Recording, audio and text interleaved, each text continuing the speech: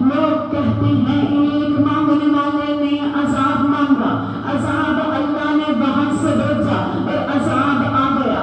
اب میں نے تمہیں ترجمہ وہ بتانا ہے جو تفاسیر میں ملتا ہے۔ کیا کہہ رہا ہے اللہ؟ سأل سائل بعذاب الواقع، ایک سائل نے، ایک مانگنے والے نے عذاب مانگا، بالکل ویسے جیسے بھکاری آ کر اس کا دل ہوتا ہے کہ میں اب آیا ہوں تو میں کچھ لے کر جاؤں، ایسے ہی اس حارث نے کہا اے اللہ کے نبی میں عذاب لینے کے لیے آیا ہوں، مجھے عذاب دے۔ وہ سائل آیا اور اس نے آ کر عذاب مانگا، اسے عذاب ملا۔ آگے اللہ کیا کہہ رہا ہے؟ للکافرین لیس لہ کافر، اور ہم نے عذاب عام نہیں بھیجا بلکہ ہم نے کافروں والا عذاب اس سائل پر بھیجا۔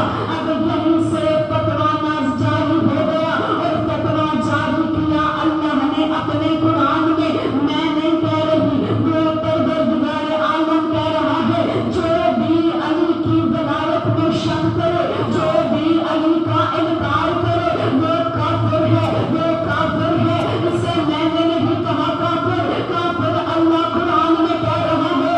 اب جسے یقین نہیں مندر پر قرآن میں آئے، سورہ معارج کو کھول کر دیکھ لے، آگے اللہ کیا کہہ رہا ہے؟ من اللہ ذل معارج، اور عذاب آیا معراجوں والے اللہ کی طرف سے، معراجوں والے اللہ کی طرف سے۔ توجہ کرنا، ایک مرتبہ پھر ترجمہ کرنے لگی ہوں۔ ایک مانگنے والے نے عذاب مانگا اور ایسے مانگا جیسے بھکاری مانگتے ہیں، پھر اللہ نے کافروں والا عذاب نازل کیا اور اللہ نے کون سے اللہ نے بھیجا؟